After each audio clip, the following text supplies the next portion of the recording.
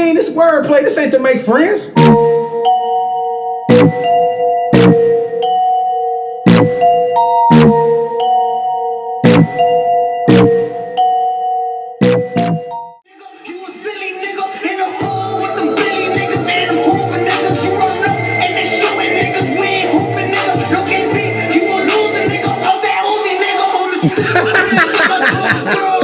Nigga talking that shit. Damn, man, that nigga is very violent. Yeah. Nah, you cut that shit off. God damn, man. You gonna start a fight around this? Yeah, with that nigga. God damn, man. Welcome to Wordplay episode 12. What up? My bad, Wordplay the podcast. We don't want to get y'all confused. For real. But we started with the Tekashi 69. I ain't gonna fuck his name up no more. You know what I mean? He feel like everybody clout chasing. But we started with his music. Oh, before we even get into all that, I'm your host, Dre Parker. What up, though? I'm your boy, Big Jay. This is my co-host, Big Jay. Big things out here, literally. Fat Boys are back. Hashtag Wordplay the Podcast. Hashtag episode 12. I want to get it. Like, we're going to start off. We just going to go right into it. We started out with the 69 dude, the music, because we're going to get right into it. I don't know if y'all know he had an interview today. With the Breakfast Club. With the Breakfast Club. Or we can just call them the club because they on the downward spiral. Man. Call them the club, fuck it. I give them niggas they respect. They the Breakfast Club for now. All right, they the Breakfast Club until they gonna become Envy kind of like kicking that shit off to make it they about to be the club in a minute. So the club, yeah. But he was on there today. I never seen an interview with this dude until today. Ever. I watched the one with him in Academics. Now, that's his homeboy. It's a different vibe. No, that was before. That's when they first met. Oh, okay. But if y'all didn't listen to it or even watch it, I don't know how many views it got, but this motherfucker was so arrogant. He basically telling them like his interview is gonna be the biggest, just because everybody, you know, they on this nutsack right now. What he kept saying: boom, blood, and let my nuts hang. Yeah, that was his three things. You got to listen to the interview, bro. Like, first off, like what I noticed, you know, about this young blood, is he wasn't letting Charlamagne get in shit. What you mean, like the like, jokes? Nigga, he was not having his fuckery. Yeah, like he was like it got to the point where he was not even saying his name. He was like this guy or this nigga right here. You know what though? I think a lot of that shit, a lot of that animosity came for because you know Charlamagne and what's her name, Ack ain't cool right now. Okay. So it probably came from that because you know what I'm saying, Ack probably told him like that nigga gonna go up there and try to, you know what I'm saying, say some off the wall shit and try to throw you off. Right. I mean, but if you watch the Breakfast Club, you know how Charlamagne do, especially when it comes to the new rappers, especially if they ain't got no big homies up there. Yeah, but you know, Academic probably put a battery in his back, like nigga, go in there because that nigga gonna be trying to dog you and shit, bro. Don't let that nigga do you like that. Just because they ain't it got to a pissing match at first, like in between in the middle of it, like it got like he was talking about everything that he done, and then Charlamagne was like, "Shit, our show syndicated. I'm a number one best-selling author." I'm like, "Wait a minute, fam." Yeah, bro. I'm like, you looking crazy, bro. You trying to go at this young nigga with your resume? He doing the same thing Envy did with going at Deezus and Mero. Made himself look stupid because you ain't gotta do all that. He did. And I'm glad we talking about this now because shouts out to the Joe Budden podcast because I already know that they're going to talk about this shit as well. So everybody is. So I got to at Joe Budden like, bro, check this shit out first. You know what I'm saying? Before you even, you know what I mean, listen to your shit. Yeah, get the right takes. Yeah, right. But y'all got to check this interview out. Like, I mean, it was so many elements that I can pull from, you know, of everything that he was saying because I feel like he's somewhat like he had I ain't gonna say a fucked up life because we all done been through shit. Yeah. But I feel like he does have a story. You know what I'm saying? And it's, you know, it kind of shapes the way he is now. Other than the rainbow hair and the Skittle mouth. What you mean? As far as what? Like when he was saying that he I guess dropped out of school in like the 8th grade or some shit like that. And you know what I'm saying? You know, had to kind of become a man like early. Like, you know what I'm saying? Like we all kind of got that story. Yeah. You feel what I'm saying? Like, well, not the same exact story, but yeah, it could be just like Pop's not in the home or, you know what I'm saying, single mom or whatever the case might be. You know what I'm saying? So, I mean, on that note, like, I respect him trying to get it. But, you know, one thing I felt, and I want to know, do you agree? They was basically telling him that his actions will kind of cut his career short. You know what I'm saying? Like, do you feel like Like with the whole social media and him telling motherfuckers to suck his dick and not checking in. Do you feel like that's something that would cut his career short? Yeah, I think so. Only because it's gonna be hard to move around now. But he's still moving around though. Is he really though? He can't go on the West Coast. He can't go to Texas. He's obviously saying this is places that he go. But what I'm saying is when he went, that's where the altercation started from. Right. And then he hasn't been back. I want to see him go on this tour again now after all this shit then popped off. Right. Because now he really can't go there. He can't go to California. He can't go to fucking Texas. Because those niggas is not letting it go. Because before, like, did you see when he explained the story with Jay Prince Jr.? Right. You know what I'm saying? If y'all don't, we're going to give you a little background if y'all didn't see it. Yeah. So basically, he had a show in Houston. Some world star hip hop shit. And he claims that he saw Jay Prince Jr. in the sneaker store. Yeah, earlier that day. And, you know, Jay Prince Jr. came in. He didn't buy shit. Basically, you know, he had the space and the time to approach the nigga. To approach him and address whatever issues that he had with him. And he didn't. And then cut to the show. He basically was saying that Jay Prince Jr.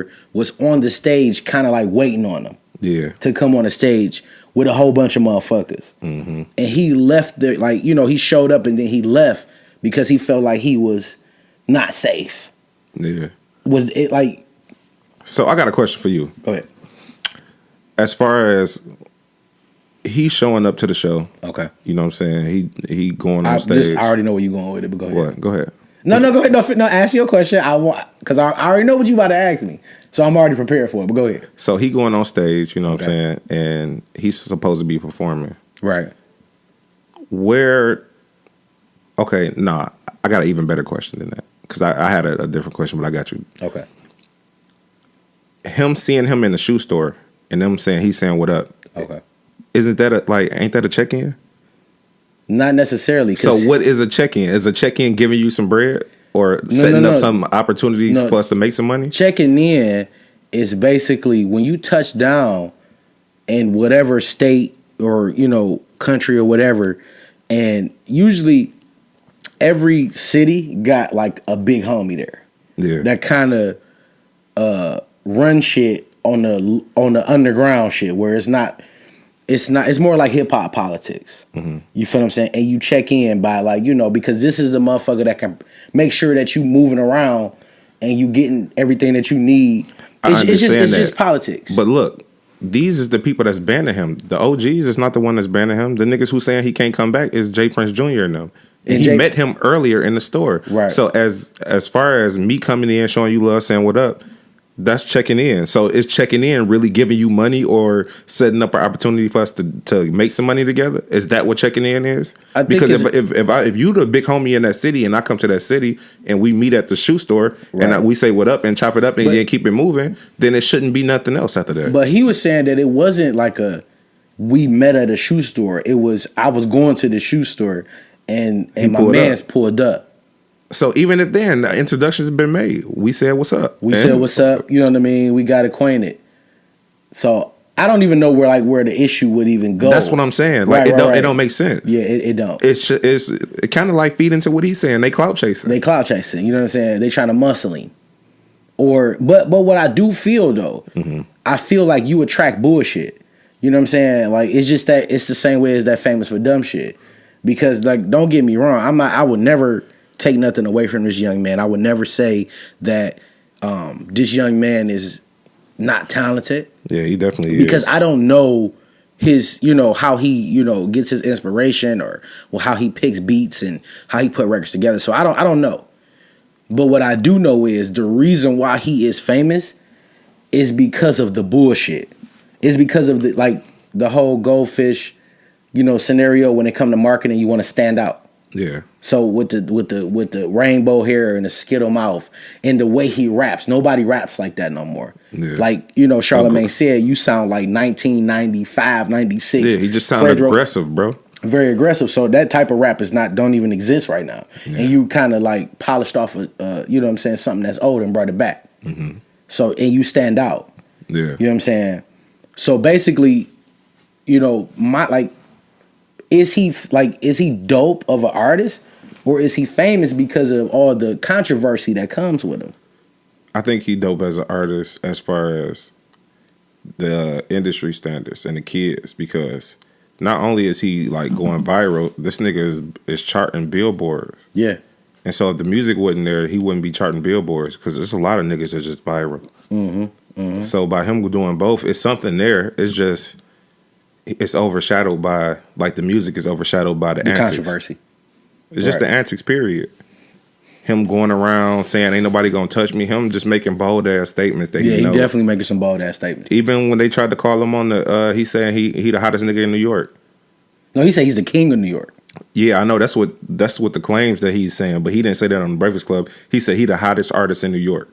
Facts. So they said no, Cardi B is the hottest, and that's what he was saying. He said, I fuck with Cardi B, but she ain't hotter than me, nigga. I'm out here in these streets, like all my shit charting since I came out. Right. He was like he told Charlamagne, was like, well, she dropped 2 mixtapes and then Bodak Yellow. He was like, say that again. He said my first mixtape I dropped went like it charted. It was on the top 100. So nigga, fuck all that. I'm the king. So I understand what he's saying. So if y'all, like I said, y'all gotta watch it. You know what I'm saying? But he was putting up his resume. It even made Charlamagne put up his resume, which I felt like that was some goofy ass shit. Like, bro, like you on a different level from this guy. Like this nigga, he's the nigga that at some point he has to come and see you. You know what it is? I feel like the young boy, he kind of baited him into some shit without even knowing it. Because he just, like, he played his card. He said some bold ass shit, and he wanted to see how this nigga gonna react to it. And he reacted in the wrong way. Because he could have just said, okay, you know what I'm saying? You got it, but... Or he could have just... Like, it wasn't even nothing that he had to really explain. But he was like... I think the nigga said something like, well...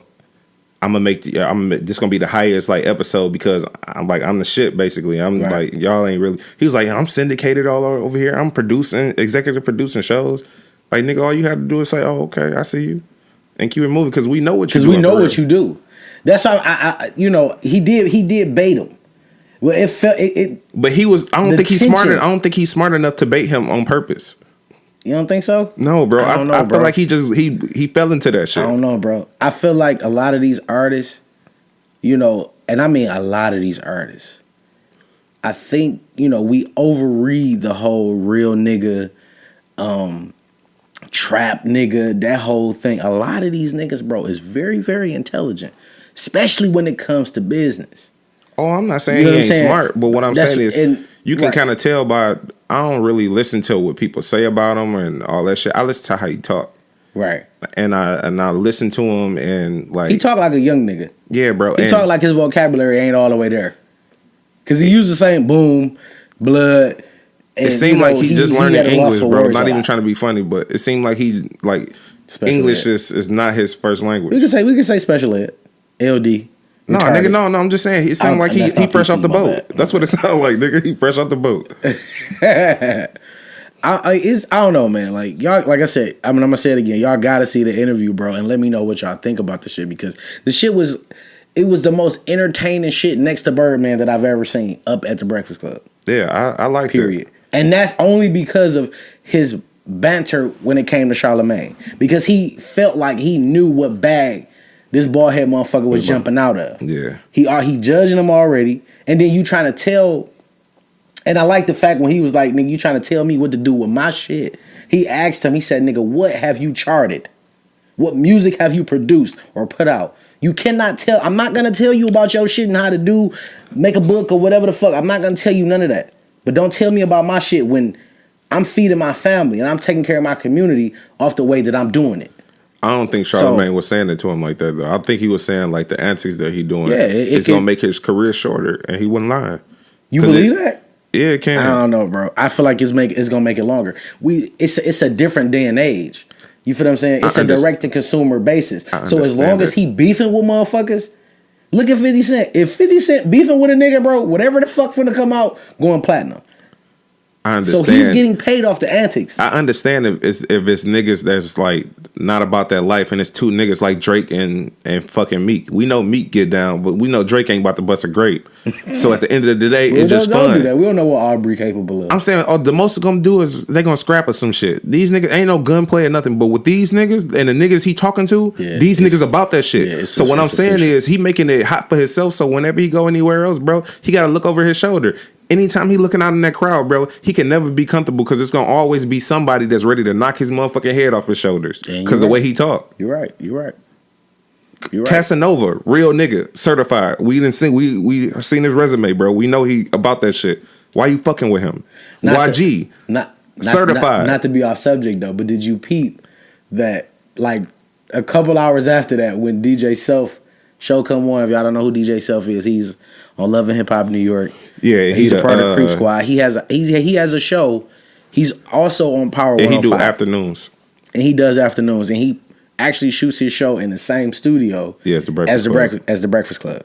But right after that, though, Casanova and Slim 400, that's a part of YG's camp, was up there. Did you see that video? No, I ain't see it. It fucked me up because I'm like, I rarely see videos of Self putting shit up, because of like 69, because of 69 was there in that morning, and then he had Casanova, two niggas that he has like some type of beef with. Yeah, Casanova, I feel like that's more of a beef situation because they in the same city, because they in the same city, borough, and they definitely run into each other, or they crews bump into each other. You know what I'm saying? Eventually, and Slim 400 who.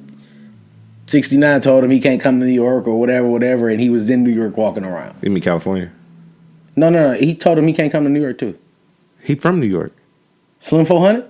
Oh no, you said he said Slim 400 Slim 400. Come. That's why Slim 400 was on like on his live or whatever all day, like, and he hitting little corners and shit. But he came through with Casanova. He came through with Cass. He said he had a politic. He was basically breaking it down of how he moved. And his reasoning for like doing the shit that he did because they said he couldn't do it. Yeah. Or you can't. You know what I mean? New York and Cali is some big ass, in Texas, that's some big ass shit.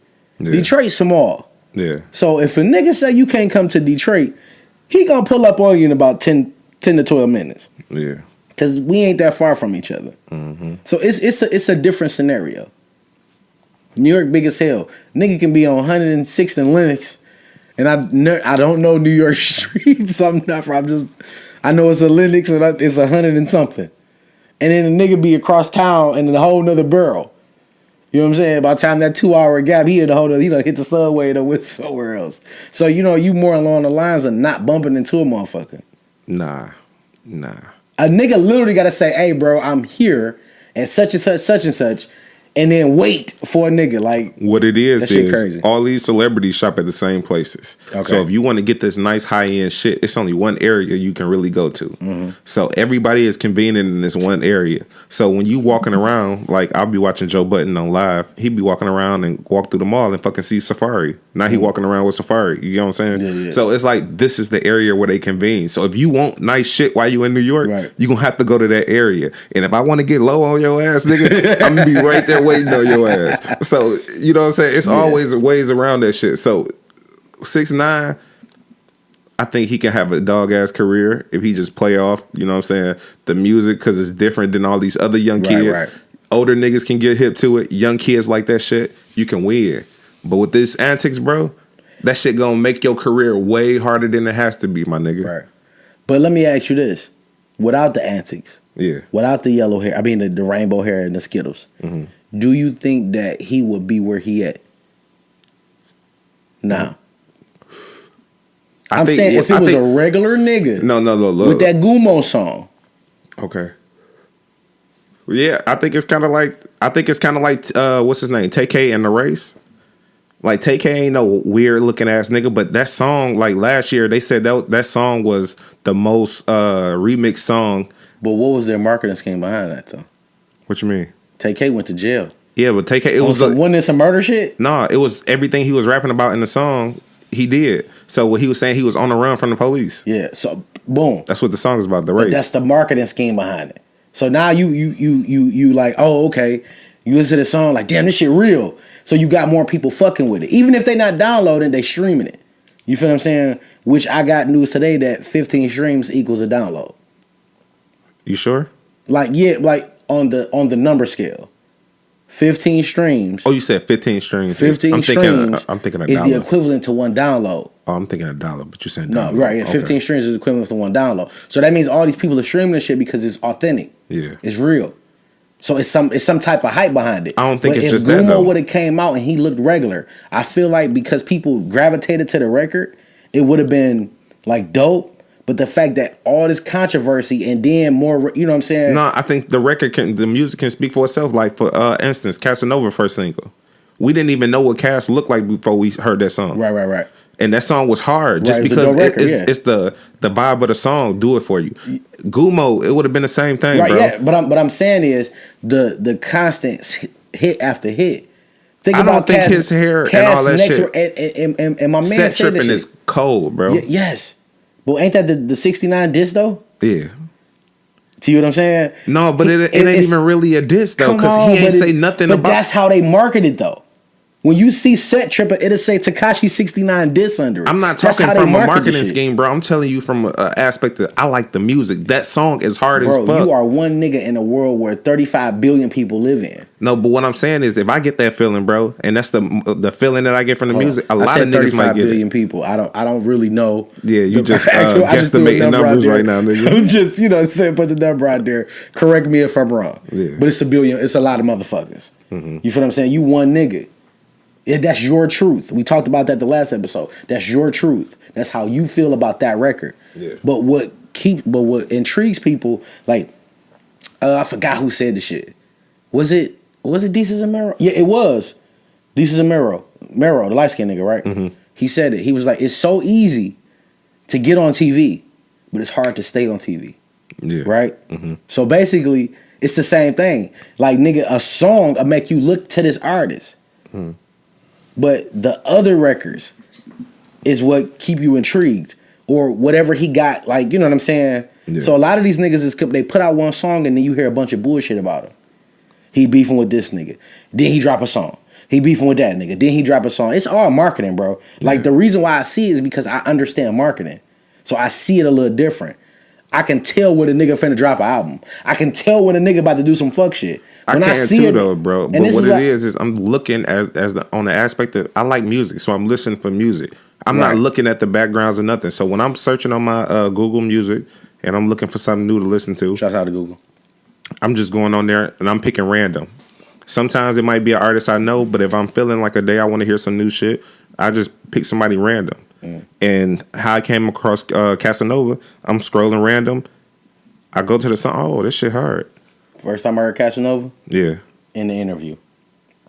See, but you one nigga, like you said. I'm one nigga. So, but what I'm saying is, Tekashi, the reason why Tekashi is as famous as he is, and this is why the niggas that's around him, the Treyway nigga, you know what I'm saying? They don't tell him to shut the fuck up. You know why? Because he bringing in money. Because what he's doing is keeping his name in the loop. That's the whole objective. Yeah, I understand that. There's no such thing as bad press. I'm not saying they don't wait on his career. What I'm saying is he can have a career where it's niggas that's out here that's just, I'm doing antics and the music not matching the shit. Right. His music is matching it. So what I'm saying is his music is charting. Niggas not charting just off of antics and going online and making shit viral. Niggas just not charting off that shit, bro. Not on the Billboard. Billboard, you have to really... You think somebody... Yes. Bro, I swear to God, if you drop a record, and that motherfucker even okay-ish, if you drop a record today, and you sock 7 niggas tomorrow, and that shit going World Star, your price going up immediately. Immediately. That don't mean it's charting on billboards, bro. That's what people gonna be like, oh, then that's blood. Like, and then the shit that you rap about socking niggas, and then the video come out where you socking 7 niggas. You feel what I'm saying? Like, he really do this shit. Let me hear the song. Because he rapped about this shit like it's all marketing scheme, bro. In order for you to chart, bro. No, in order for you to chart, though, bro. I feel like Shannon Sharp. Shouts out to Shannon Sharp with the Black and Miles. That's the funniest nigga, though. He be killing me with that shit, bro. But go ahead. Yeah, but that nigga, I feel like a person like to have the music and in order to chart, you have to have like somebody got to like your music. Right. A lot of people like to chart. You have to stream like people have to be streaming this multiple times. Right. If it's just like a ploy off of some shit like a nigga just doing antics, I'm only gonna stream that song 1 or 2 times. Niggas have to stream this shit 7 times for it to be hitting billboards. What I'm saying is the antics is what bring people in. We live. I'm gonna tell you some real shit, bro. We live in a talentless society where like you don't even have to have talent no more to be some shit that a motherfucker click on. Yeah, you feel what I'm saying? So the song is what draw you in. But the antics and the bullshit is what keep you fucking with this nigga. Like real shit. If you come out and you talk all this gangster shit, like let's take Casanova, the whole song, nigga, like that song hard as fuck. But if Casanova was a real skittle pussy ass nigga, which one? Set Trippin'? No, the one before that. Oh, you talking about fuck boy don't run? Yeah, fuck boy don't run. That shit don't run. You hearing that shit? You like, oh, this nigga for real. Yeah. But right after that song came out, he did a whole like press run. So people can know who he is. So when he talk about certain shit, him being in the bin, him doing his time, him, whooping niggas' asses, committing robberies. So now you like, damn, this nigga real. That's the whole objective. It's to prove that you are authentic as the music that you making. Period. Now, granted, you're gonna get tried because you make that kind of music. So if you tough and overly tough, and you go to a place like 69 said, nigga, it's gangsters all over the world. Don't think Texas or Cali because they, doing they flag shit, or even New York because it's barrows. You feel what I'm saying, nigga? You can go to North Dakota and meet some thorough niggas. And I don't even know if anybody live in North Dakota. But nigga, they got them type of niggas, bro. Period, bro. Just because at the end of the day, we two niggas and we both feel 2 different ways about it. Somebody else can interpret it a different way. What? But I felt like, what? Because I felt like I got to the song and heard the song before I seen the nigga. And then I seen the nigga just because I liked the song. Right. And you feel like you seen the nigga, so you listen to the song. Yeah. And that's what I'm saying. It's just we arguing against approaches. 2 things that we just, because we approached it different. Mm-hmm. So we ain't gonna never come to the same conclusion about it. But like I told you, but what I'm saying is it's like split. It's niggas that feel like you and it's niggas that feel like me. Mm-hmm. And so, you know what I'm saying? It's a part of his fame, but it ain't 100%. If he didn't have that, he would still have this 50%. I would say it's 50-50. Yeah. 50% music and 50% antics. Yeah. You feel what I'm saying? For certain niggas. So for all you inspiring rappers out there, no matter how dope you are, the objective is to have 50% good music and 50% antics. Yeah, because this niggas out here kissing niggas and putting out music, and them niggas shit ain't going nowhere. Do some shit that's gonna set yourself apart, but don't do no crazy shit that's gonna have you in a bind every time you travel, because you talk that shit and niggas they want to see. They want to see if you really about that. It's some niggas out here that didn't graduate high school, bro, that really don't give a fuck about life, and they live to prove you wrong. Or just the world star your ass, nigga, so they can get a little clout. Because like he said, now let me ask you this, like before we even get off that. Like when we told y'all about the whole him being on stage and, Jay Prince Jr. was waiting on him. He said he left because he felt like he wasn't the security, his safety. Is that a gangster move? Do you feel like that's a gangster move or that's just smart? I'm a millionaire or I'm on my way. It's smart, but my thing is, do you think it fucks with his credibility of being a quote unquote gangster? No, because if I'm gonna walk on stage and I'm performing, I don't want to have to look over my shoulder. I don't mind looking down in the crowd. So if you down in the crowd and you want to get up here, I'm ready for that shit because I'm seeing you get up here. Right. But I'm not about to perform and you right behind me. So anytime I finally like get in my mode with the crowd and shit, nigga, and then you come behind me and hit me with a motherfucking bottle or some shit on some dumb shit. You know what I'm saying? No, nigga, I'm not about to go on stage. Make sure them niggas off the stage and on the floor. So if my niggas want to get busy, y'all can get up here with them and we can get ready and get busy. But you ain't about to sneak me while I'm performing. No, nigga. So I feel him on that shit. I wouldn't go on stage either, nigga. Yeah, I'm trying to get this money, bro. But that's the thing, That's what I'm saying. That's what the thing, bro. His antics is making it hard for him to move, and he can't maneuver like that, bro. You right. But I still feel his antics is the reason why he getting where he at. You feel what I'm saying? So it's like a double-edged sword.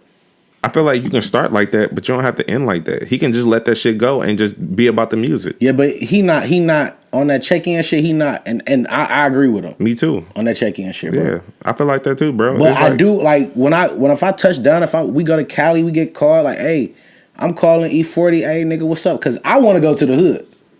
Because I've been in my hood all my life. I want to see what your hood like. Yeah, I ain't tripping on that. But my thing is, even if I'm about to go in and get some money and then leave, I don't feel like I have to check in on no shit like that.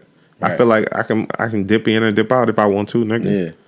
I don't have to do no check-in shit. If I got niggas that I'm cool with out there, I'm going to chop it up with them. Especially niggas. If you sneak in the city, like nigga, I'm sneaking. But I'm not out dangling. I'm not trying to go to the clubs and shit. I'm trying to go get my money and go to, you know what I'm saying? Most I be doing is and go to fuck home. Yeah, most of I be doing is going out to eat and some shit with my girl, and we go see some nice shit and then go where the white people at. You know what I'm saying, bro? I'm not going out to the clubs and dangling at nighttime, bringing a Rari out and shit like that. No, nigga, right. Fuck all that. Yeah, so 69. It's some young nigga shit. He just out there just, you know what I'm saying? He trying to stun out there and you can't do that shit, especially when you talking that shit. Yeah.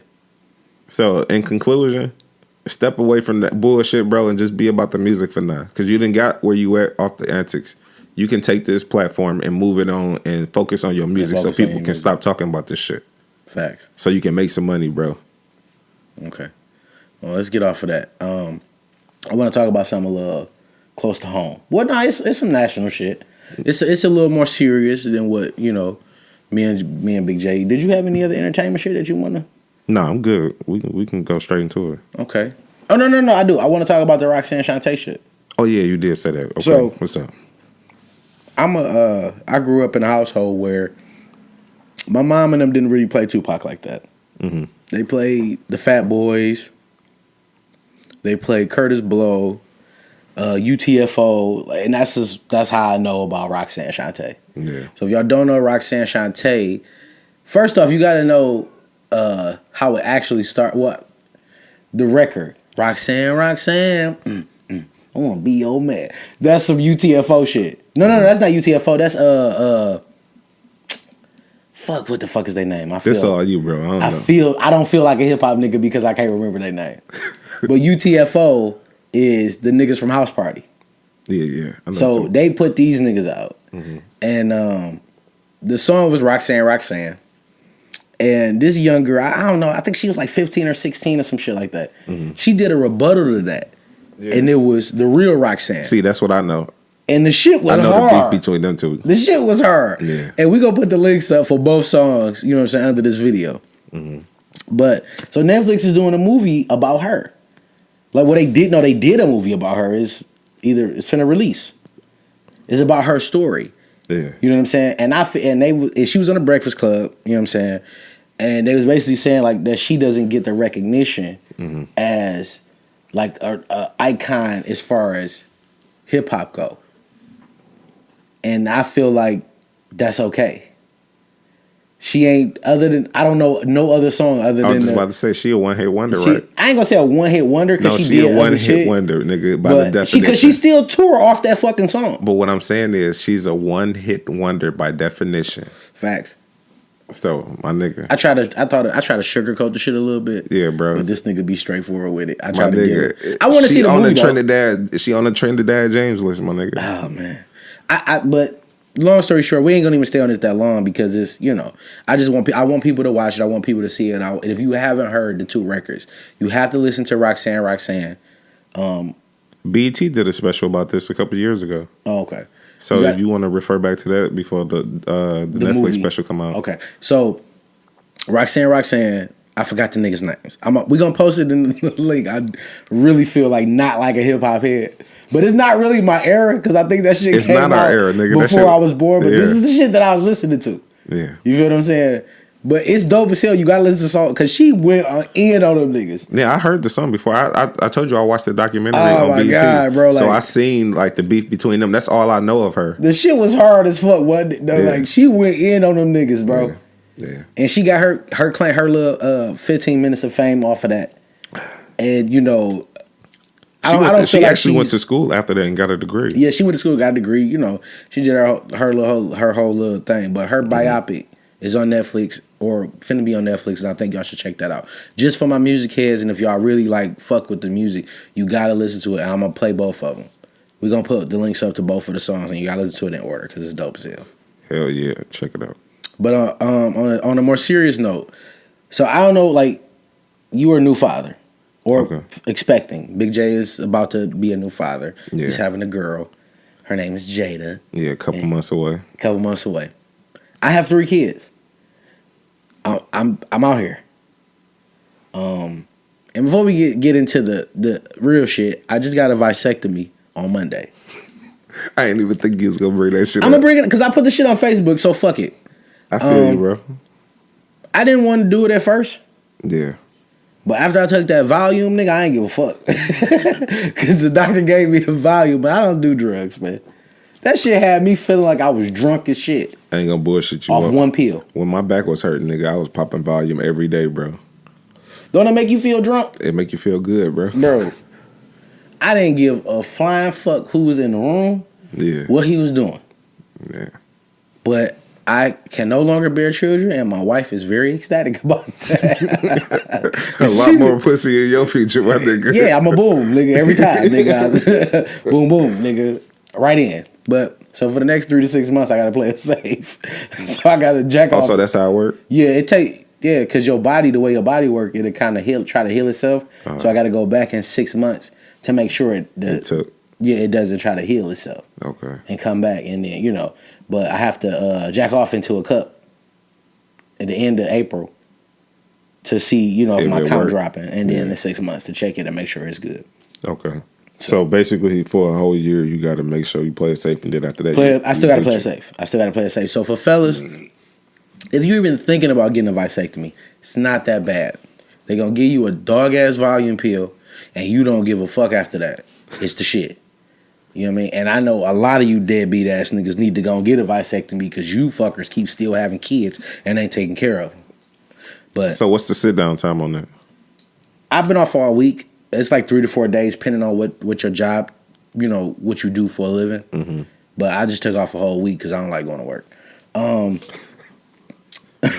feel you. But getting into the kids, I want to talk about this shooting shit. So like you get if y'all don't know, which if you don't know, you've been living under a fucking rock.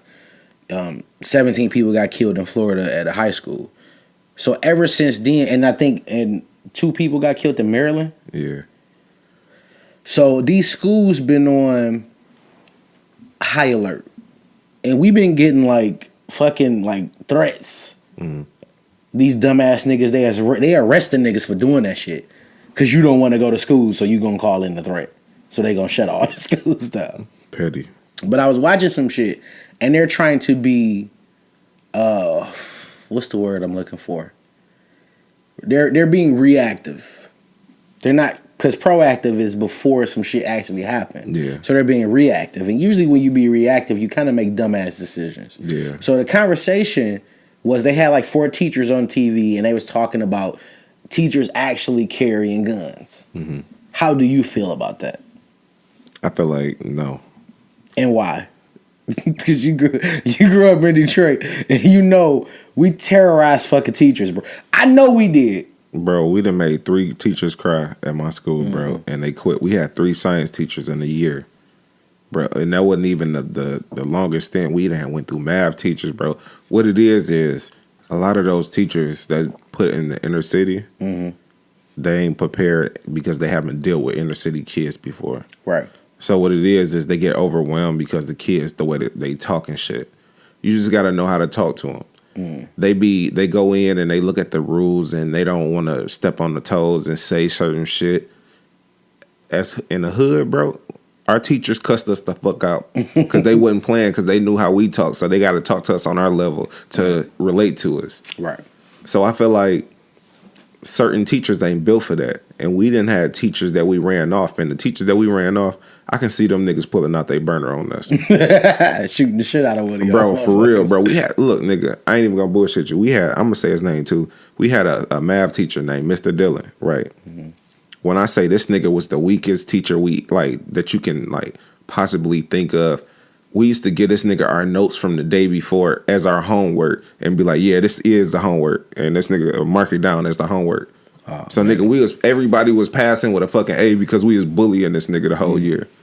So what I'm saying is, teachers like that, I can see this nigga coming back and blasting one of us, nigga. Yeah.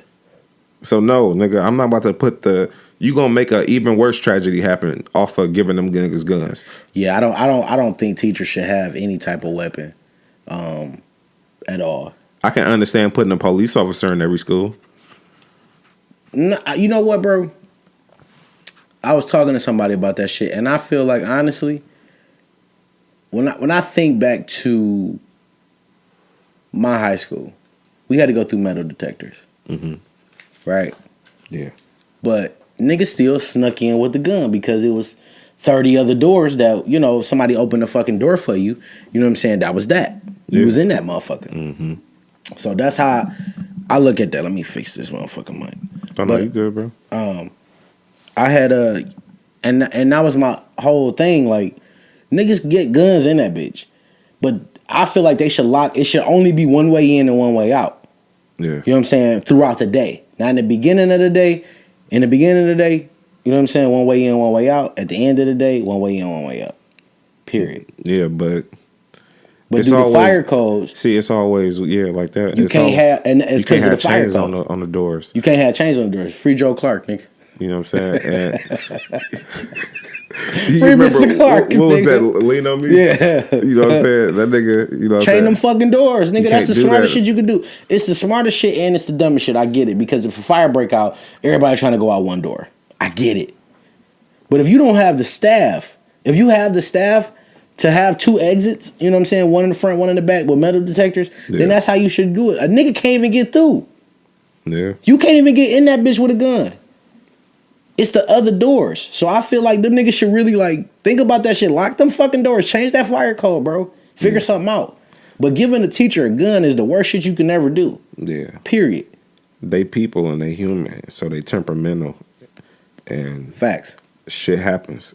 So I feel like that's just an accident waiting to happen. And then now these schools are spending millions of dollars, bro, on different methods of being secure. And you know what I mean? Yeah.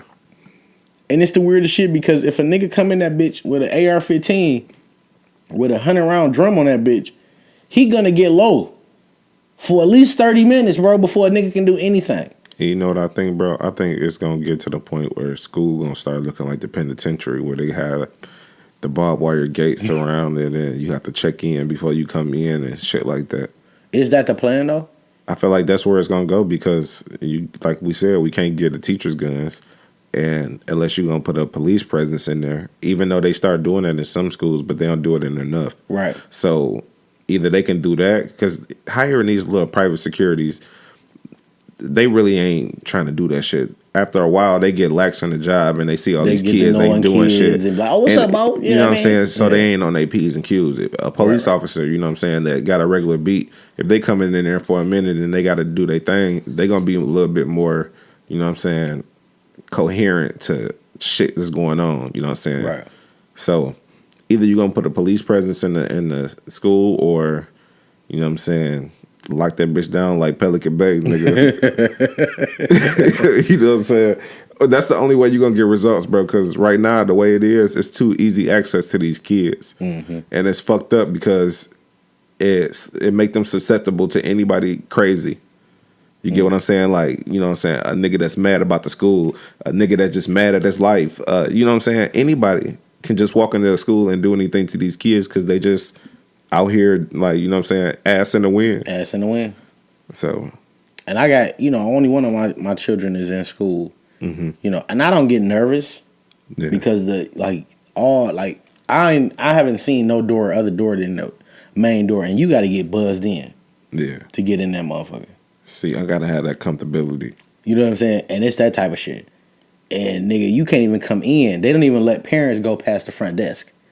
Okay. Nigga, if you go in and drop your kid off, nigga, you gotta let them go on their own way. They know where their classroom at. See, and I like shit like that. Yeah, and then too. The whole when we go to pick them up, it's a line of cars. You don't get out. Yeah. You know what I mean? So I like all that. But I just was watching this shit, bro, and I was trying to figure out because we know. Well, I know that a lot of this shit be collateral damage just to pass a law or get people riled up enough to where they do stupid shit. Yeah. You know what I'm saying? And they've been trying to do this gun control shit for a long time. I know. With this law. Like remember it was some years ago when the kindergartners got killed. Yeah, when they shot up the school. When they shot up the school. I ain't heard nothing else about that. Nigga, it was a lot of little kids that died that day, bro. They talked about that shit for every bit of a few days, nigga, and that was it. And you know what? I don't believe that shit happened. It was a documentary that came out that they saying that was one of the government tactics to scare people into voting for gun control. You're right, exactly. And see, that's the shit I'm talking about. The government do a lot of crazy shit, but I get it. You got to convince a motherfucker. Yeah. But at the same time, nigga, you preying on people's weakness. And then you make other people do outrageous shit behind that. You know what I'm saying? Because what they do is it spawn like people trying to replicate that shit. Right. So you know what I'm saying? It's all these copycats jumping off everywhere. And now you starting an epidemic for no reason. Right. So when they I get what you're saying. It's like the government putting something, they trying to put the fear in people so it'll make you vote one way, but what it is everything else is collateral damage. Exactly. Just like 9/11. I don't want to, really get on that shit. Yeah. But I feel like 9/11 was a setup. You know what I'm saying? And them 3,000 people that lost their lives was collateral damage. Yeah. In order to go to war for natural resources.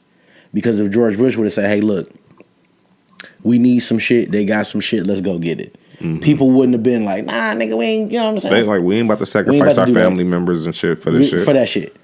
But the moment you felt like these Al Qaeda motherfuckers came over here on some bullshit, you like, yeah, let's go kill them niggas. Yeah. And that's exactly what they did. They went over there and they posted up. Literally. Yeah, strategized marketing. The craziest shit is I want our listeners to really read and pay attention to shit and how shit go. Yeah, like it's a documentary called Fahrenheit 9/11. You know what I'm saying? With Michael Moore. Yeah, Michael Moore. He prominent director. Who's also a Michigander. Mm-hmm. And dope documentary. He kind of like break down the inner workings as far as like it even showed George Bush on the golf course getting the documents that, you know what I'm saying, that they was threatening 9/11 to happen, period. So it was all preemptive shit. It was like it was a power struggle back and forth. He was negotiating. Mm-hmm. And it was just, if y'all want to check that out, Fahrenheit 9/11, Michael Moore. Yeah. But, back to this, the school shit. Like, yeah. I'm not, and I understand teachers, y'all go through a lot of shit and y'all underpaid. Yeah. But the last thing I want to do is put a gun in your hand. Just because I know you underpaid. You already let me know what your grievances is. I know you be pissed off. Mm-hmm. I'm not about to put a loaded gun in your hand, fam. At all. Plus, what the fuck is that going to do against a shooter? I give you a pistol. This nigga got an AR-15. You ain't got a chance. He going to light your ass up. Yeah. He got 100 of them. Yeah. You feel what I'm saying? I mean, I get where, just playing devil advocate, I can see where they can say it'll work because a shooter come in with an AR-15. He popped one teacher. If all the whole staff, it's like 20 teachers. So it's 20 teachers with pistols. They gonna light this nigga up. That's too many guns. If they do allow teachers to have guns in the classroom, I don't think it's gonna be like 20 of them. I think it's gonna be a selective few. I mean, and they gonna have some type of training to know how to. What I'm saying is, if they pass the rule across the board, some of these schools, they got that many teachers. Because my thing is, I'm gonna take it even further. Let's say another nigga go and shoot up a school that went there. Mm-hmm. He know when the bell rang and everybody in the hallway. Yeah. What the fuck is you gonna run back to the classroom to get your gun? He done already let off 50 rounds. He done shot 8 niggas already. Nigga, do you think if they let these teachers have guns, you think they about to leave them in the classroom? Because these kids steal everything already. These niggas gonna have that bitch on their hip. They gonna have that bitch under the suit jacket like the motherfucking bad boys. Back in the day they used to have the little vest they used to put on. Nigga, they gonna have all that shit. They ain't gonna be on no shit leaving. What does that do for morality when it come to your kids? And I feel like it just set a bad tone. It does. It just makes it aggressive instantly. I feel like if kids knew that their teacher had a pistol, they will be more prone to bring their own gun. I feel like it's gonna be one of them teachers that want to, like, you know what I'm saying, beginning of the year, you know what I'm saying, set the tone. Walk in, I got the motherfucking burner on my hip. Let these niggas know I ain't on no bullshit. Shut the fuck up. We gonna get down to, you know what I'm saying? Like, it's gonna be a teacher that's on that tip. Like, keep playing, I'm gonna shoot the shit out your motherfucking ass. Eventually, it's gonna be a teacher that's how it's gonna go. You know what I'm saying? So yeah. Don't even start that shit. Yeah, I'm not playing that. But for all you niggas, you know what I'm saying, that think it's okay to threaten a school and shut a school down and, you know what I mean, make parents annoyed as fuck. Yeah. Like, nigga, they're gonna crucify you, bro. Because real. they're gonna take that as a threat. Even if I was just playing. No, nigga, you wasn't just playing. Mm-hmm. They gonna put your ass in Guantanamo Bay. They gonna waterboard your ass. They gonna do all this shit. You gonna have to eat a cock meat sandwich. That's not the Harold and Kumar. Hell yeah. Had to eat a cock meat sandwich, bro. That shit was hilarious, bro. That whole movie was trippy, nigga. But anyway, I want to get off that. I don't want to keep that shit kind of, you know what I'm saying, depressing. But at the same time, we finna get into an even more depressing, almost damn near scenario. We're gonna talk about the shooting in Sacramento. Oh yeah. Of the young, I think he was like 24 or some shit like that. Yeah, I think so. Young. Had 2 kids, a wife, or a girlfriend, baby mama, something. But they shot this nigga. Huh? I seen a picture of him with his daughter, and that shit kind of like fucked me up. They shot the shit out this nigga because they thought he had a gun. And it was an iPhone. And it was an iPhone. Did you hear the audio? Did you see like the video of that shit? No. I just read the He was article. like, the cop, gun, boom, boom, boom, boom, nigga. Lit his ass up. Ain't nobody see shit but probably the one person. Where's the gun? The gun's there, it's a gun. Can't find the gun. Like, this is the shit that you hear. If they don't convict these officers, bro. They're not. And I'm going to tell you why. I had an epiphany the other day. Mm-hmm. First off, I like talking about this shit because I feel like people need to be a little more woke. Mm-hmm. You know what I'm saying? And I want to say, like, really woke. Who pays the police officers? Yeah, we do. They so public somewhere servants. along the lines, shit got misconstrued. Yeah. If I pay my city taxes, out my check from my job and my property taxes, that's what pays your salary, right? Yeah. So you work for me. Yep. That's the thing. When I call, you come. That's supposedly how this shit works. But what you don't know is, it's a lot of people. Like, remember we got like somebody like donated like some millions of dollars to our police department to get new cars and shit like that. Yeah, they got a whole bunch of chargers. You know what that is, right? At that point, he's paying their salary. The police department is becoming privatized. Yeah. Boom. We just fucked the game up with that one. You didn't even know I was gonna go there, but I did. When you got people donating to your city services, yeah. Think about this: who come and get your trash? The city trash people. No.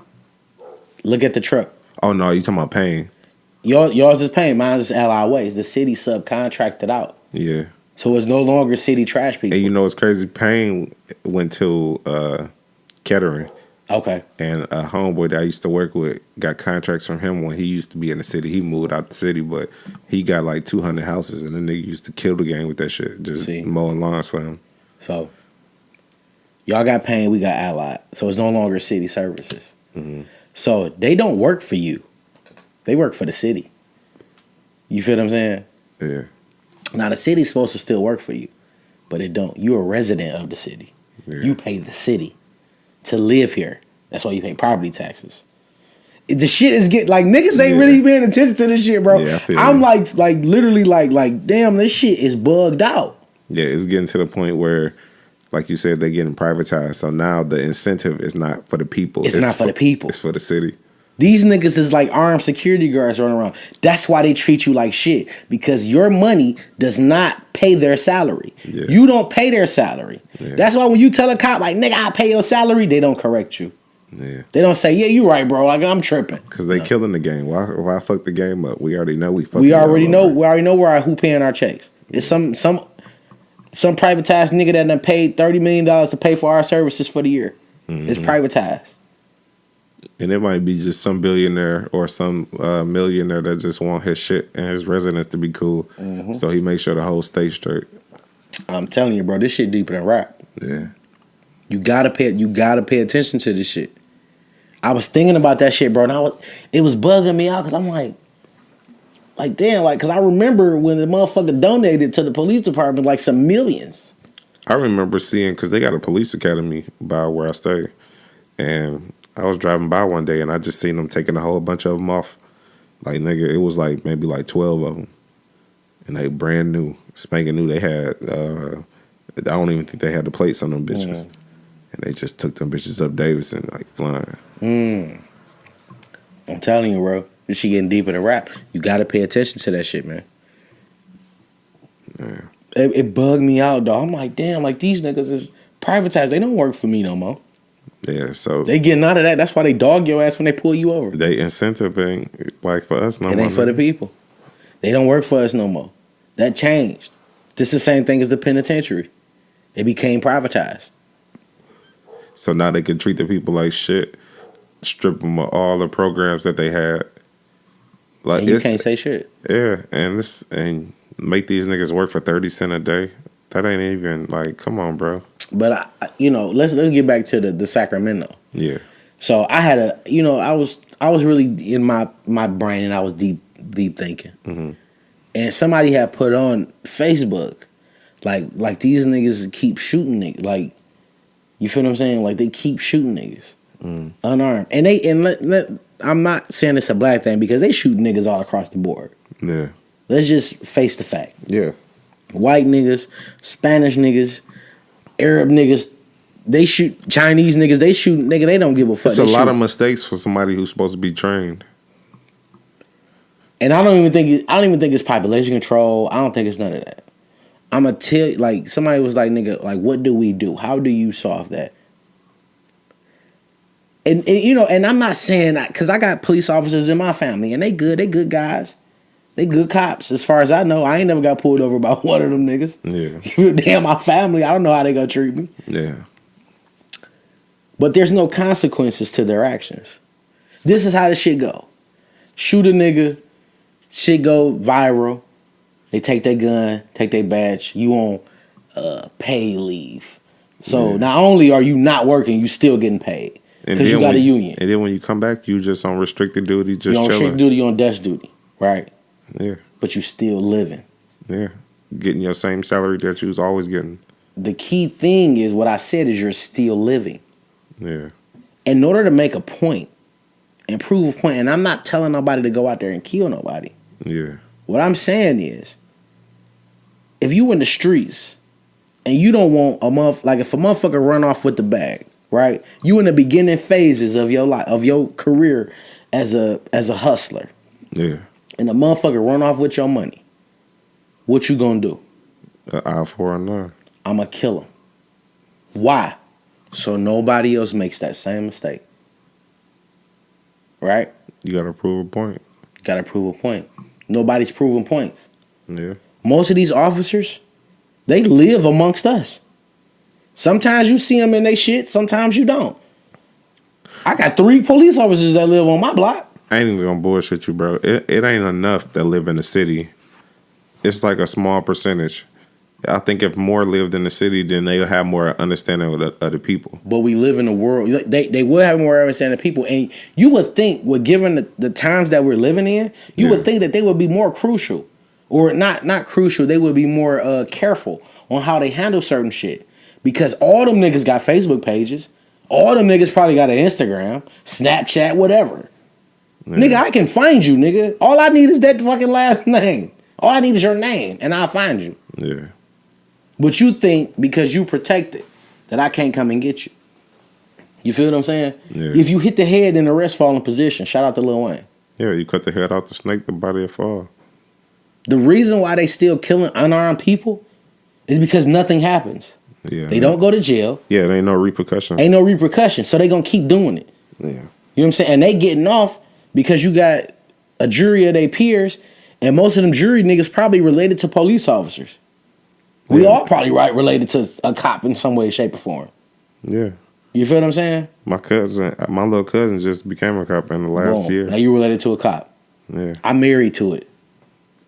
My wife's 3 uncles, all them niggas is cops. We got the same last name and everything. See? You feel what I'm saying? So it's like most of the shit hit home. So you a jury of their peer. You trying to see it from both perspectives. You feel like they didn't have a choice. It's crazy. Yeah. And I'm like I said, and I'm not saying go kill a motherfucker, but to answer that person's question that I was talking to is how do you stop it? You have to cut the head off the snake. It has to be some repercussions.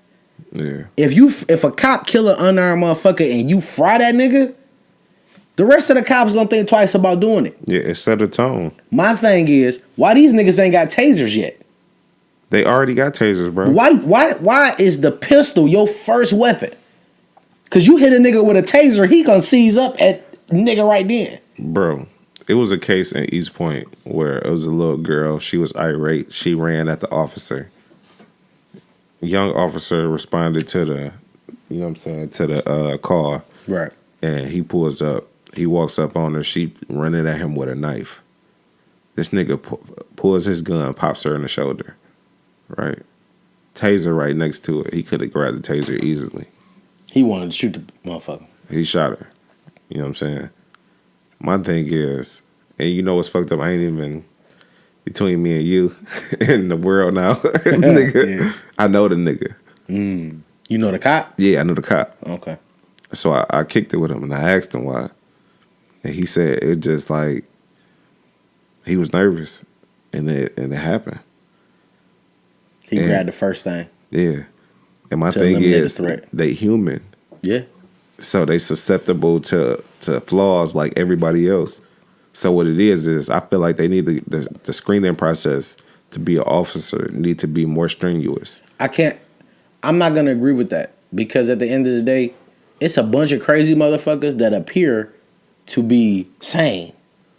You feel what I'm saying? Yeah, but what it is they send these niggas to these therapists that's supposed to psychoanalyze these niggas, and they be overworked because they getting so many classes of officers in, you know what I'm saying, and they just going through and they just working. What they need is they need a professional team and have them send them to them and let this team analyze the people and then put them on the streets, because then you can analyze if these people need to be in this sector and you can kind of specify where these people will be good at. Right. Because now they just plugging and playing. They just getting niggas off the street and putting them through the academy and then putting them out on the street no matter where the fuck they from. How you gonna put a nigga in Detroit when he been, you know what I'm saying, up north all his life? He ain't never seen the fucking city before. Right. So now you gonna put him in a city where he got to maneuver around niggas who been doing this shit forever. So they already got the ups on this nigga. So they, you know what I'm saying, you putting these people life in danger so they can get killed. And then you putting the life of the people in danger because these niggas are on edge at all times. Mm-hmm. So I feel like if the screening process was way better, bro, come on now. You only breeding success. You putting these people out in the street to win, because now you putting people in a community where they can be staples, where people can, if they got a problem, they can go to them instead of just going to the gun. Right. You know what I'm saying? Where now, they don't feel like that. I do agree with that, and I did say that. I said a lot of these police officers that, you know, where I live at, I think it's the 8th precinct where I live, you know, and I went up there in my car, somebody stole the tires off my car. Mm-hmm. They was cool. And I'm asking, I said, man, you know, y'all in the precinct, y'all come if I call. But I don't know none of y'all. I said, why y'all don't come and introduce yourself, you know what I'm saying? So you have some type of presence in the hood. Presence, not even presence, but some type of dynamic with the neighbors, with the people around. Now, granted, you ain't gonna know everybody, because it's a lot of motherfuckers that you kind of protect. I ain't gonna bullshit you. Back in the 50s and the 60s, that's what they used to do. The people who patrolled the neighborhood, they knew the people because they go to the coffee shop that everybody go to. Right. They go to the motherfucking grocery store that everybody go to before they go home. You know what I'm saying? It's like they living amongst the people without living amongst the people. Exactly. You get what I'm saying? Exactly. But now I feel like because there's no repercussions happening, it's gonna keep happening.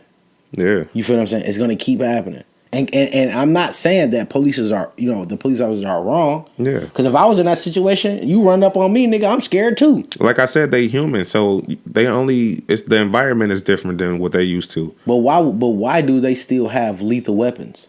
Other than, you know, I understand other people have lethal weapons, but it's cause for that shit. If I get a call and I see it's an armed gunman and you nigga go get the pistols, nigga. But if it's a domestic situation, nigga, I'm taking a taser. You know what I'm saying? I might have a gun, you know what I'm saying, on the hip too, but my first weapon of choice is the taser. Well, the dude that I told you, that's the officer I was talking to, he told me that when they run people plates, like if you've been to jail for anything violent, like murders and shit, your shit pop up different when they run your plates. So if they see that, they're gonna approach the whole car. I mean, the whole situation pulling different. Over you, pulling you over situation different, right? Because they already on edge because they know you get down whatever you do, and they can see it right there, right? So what it is I don't know. It's not like not giving them that information, but interpreting it to them different. You know what I'm saying? You don't have to tell them that they done been to jail. Like say they've been a felon before, but you don't have to say exactly what it's for. Or you can, you know what I'm saying, unless it's like some shit where, this nigga on the run and that pop up. But I don't feel like you should just like make every single person susceptible to that type of scrutiny. Because if I'm an officer that never seen somebody that murdered somebody before, I'm going to go up to this nigga and I'm going to be on edge thinking that he is still a murderer. But this nigga might have did 50 years. And if he out, that means he might have paid his debt to society and a new person. You got to give him a second chance because he ain't doing shit wrong. Right. So I feel like it's like we oversharing information and it's like making us too biased to people. I feel like if you interpret the information different and don't give them so much, it'll make them approach the situation different when they pulling somebody over because they ain't got the leverage on them that much because they don't know they background from when they was little and shit. In this little quick seconds, they looking at this sheet. I definitely agree with that because I feel like when you a felon, like police be on you like flies on shit. Yeah. And I'm talking about even after you do your time and shit like that, you always hear of a nigga getting pulled over. And it's because he's a nigga who been locked up. Yeah. I'm not saying I never got pulled over. But every time, I've never had a bad run-in with a white cop. Well, not a white cop, but a white car cop.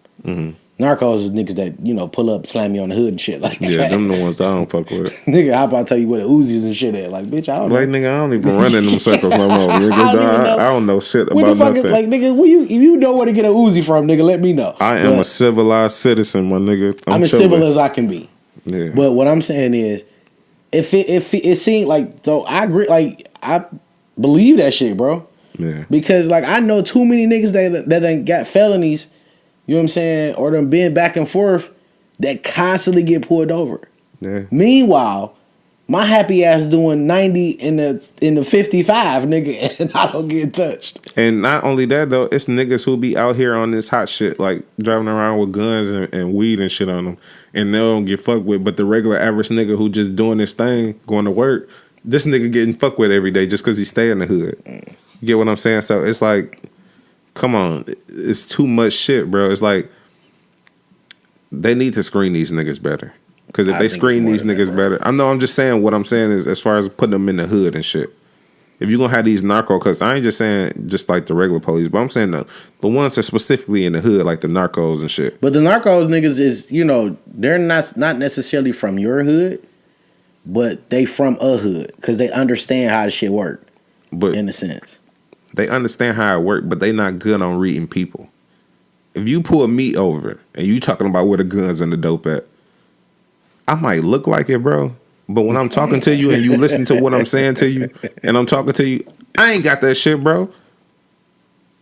You know what I'm saying? Like, my conversation is too good and my way of talking to you is civilized. I'm not one of these young niggas. Yeah, but criminals is the best liars, bro. They're the best ones. Bro, but what I'm telling you is if my shit's straight, then you shouldn't be pressing the issue. There's nothing you can do. Facts. You know what I'm saying? If my license and my registration is cool, then you shouldn't be fucking with me looking for other shit. Because if I was white, you wouldn't be doing all this. I would be on my motherfucking merry way. But I'm black now. It's always an ulterior motive. Oh, you might have something. No, nigga, if my shit's straight, let me go. Right. Give me my ticket and I'm getting the fuck on like you would normally do with somebody else. Don't look for guns and the butter and all that. No, nigga, I don't got a shit, bro. Wait, oh, you see, baby boy. Baby boy. You see the like butter, nigga. What the fuck is that? It's a new shit. Like, I don't even know. I ain't got the guns and butter, nigga. The guns and the butter. All right, I got you. Yeah. I'm with you. Yeah, but yeah, man, that shit was fucked up, bro. They shot. You got to see the video, bro. Like, that shit is crazy, bro. Yeah. Like, because they got them body cam. Bro, that shit just, I can't keep looking at that shit because all it do is make me mad. It don't make me mad, bro, but it definitely, and I feel like this, like, and this is, it might sound kind of, I'm on the police side a little bit, but you know what bag these niggas jumping out of, right? So why would you do anything other than exactly what they need you to do? Bro, come on though. Think about it on the level if it was you. If I'm in my backyard, even if I'm doing some shit like smoking some weed and I'm sitting there, I'm high, I got my phone in my hand, I'm looking at the phone, I'm just standing in my backyard. Next thing you know, put your hands up in there. Nigga, I turn around with my phone in my hand. I'm putting my hands up in the air with the phone in my hand, nigga. I don't think I should get shot for that shit, bro. No, you shouldn't. You fucking with me on my property. Yeah. Nigga, what the fuck? I'm surprised, nigga. Yes, because I got 5 guns on me right now.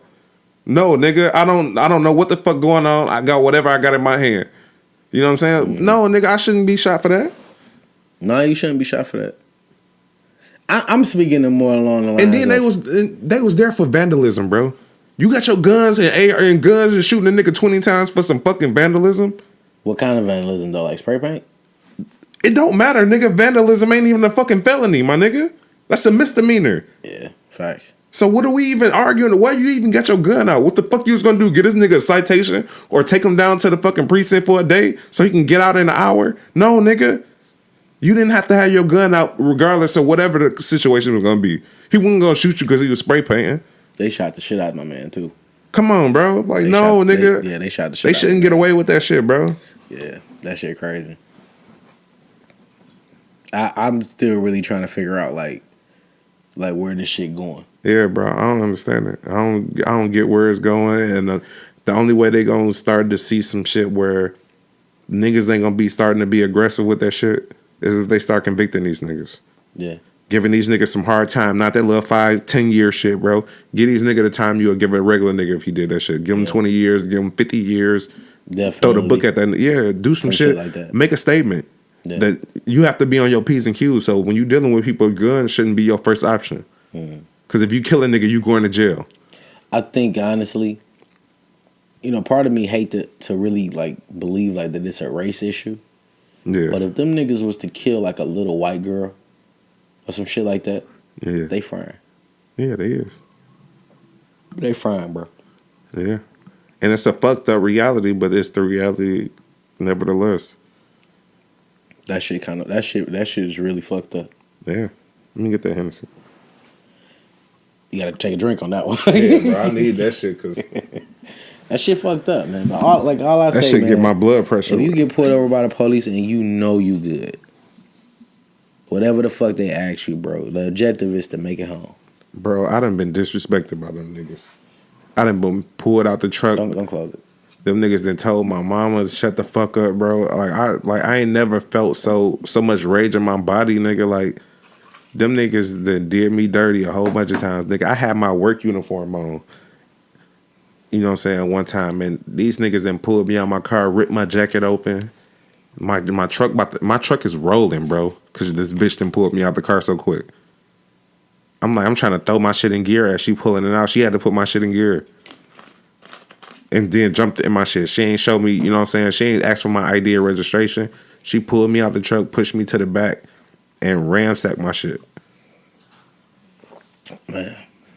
So what I'm saying is, nigga, like, that can't be protocol. Right. You know what I'm saying? And I don't got time to sit there and press the issue and go to court and spend my money on that bullshit. I just chuck it up as an L, and I know what the game is, and you know what I'm saying? It is what it is. I'm a black man in the hood. Shit happens, you know what I'm saying? And the fucked up shit is if you move across 8 Mile, it'll still be the same thing. It's still the same thing. It's gonna be worse because it's gonna be like a motherfucking black dot and a whole thing of salt. Like a grain of, you know what I'm saying? I'm sticking out, bro. You know what I'm saying? So, yeah. I think the police need to really get that shit together. But I really believe that they need to start frying these niggas for shit like that, bro. It was dark. It looked like he had a gun. And this is how they get off. It was dark. I didn't know. You know what I'm saying? It was dark. I didn't know. Like, I don't know, bro. There ain't no excuse for no vandalism, my nigga. You shouldn't have no gun out for no vandalism. Ain't nobody about to shoot at you over no spray painting, no breaking no window, or none of that shit. And vandalism ain't even. I don't even. Is that breaking a window? Would that be considered? It could spray painting, like fucking up shit is considered vandalism. But I don't think you should have your guns drawn for that, because that ain't violent. No, it's not a violent. They could have fucked somebody else up. Violent crime, though? I don't even think that's violent, bro. Because you could have. You have to be doing bodily harm to somebody. Damn, that shit crazy. I don't even know how we segue into something else after that. We should leave it at that, nigga. You want to? I mean, we can. What you got? Shit, man. That shit kind of fucked up, man. I'm gonna marinate on that shit. Yeah. Yeah, I mean, we'll see y'all next week, man. Episode 11. And check out the merch, too. You know what I'm saying? We're going to have it. You can. That's how you segue. You can order. You know what I'm saying? Go right into selling some shit. I got to plug us, bro. You know what I'm saying? You can go on the Facebook page or the Instagram. Hit us up. We got the official merch coming. You know what I'm saying? It's the overdue. Dre got the, what you got? If you love me, I love you, period. Show that shit, nigga. You know I mean, shit, nigga. Show the merch, nigga. You gonna see it, man. Know what I'm saying? You know, if you love me, I love you, period. That's Wordplay, nigga. That's a slogan that I go by. It was due to, because where I work at, it's a whiteout. And, that's what you call it? yeah, but previously I worked at the casino and it was very, blended. Yeah. You know, and you know, at times we would talk about race and talk about different things like that. And, you know, I'm not a racist individual. I'm not a hateful individual. You know, I always go by the slogan, if you love me, I love you, period. Ain't nothing else to discuss. We already know we got differences. We already know we culturally different. You know what I'm saying? But if you love me and I love you, period. You know what I'm saying? So that's something I go by. And I think, you know, a lot of people need to practice that and preach that. You know what I'm saying? But on that note, we love y'all's support. We appreciate y'all. Keep liking and sharing. You know what I'm saying? Hit us up on Facebook and Instagram. Yeah, Wordplay The Podcast. That. We out. Episode 12, ain't it? Yeah, episode 12. What you mean? This wordplay. This ain't to make friends.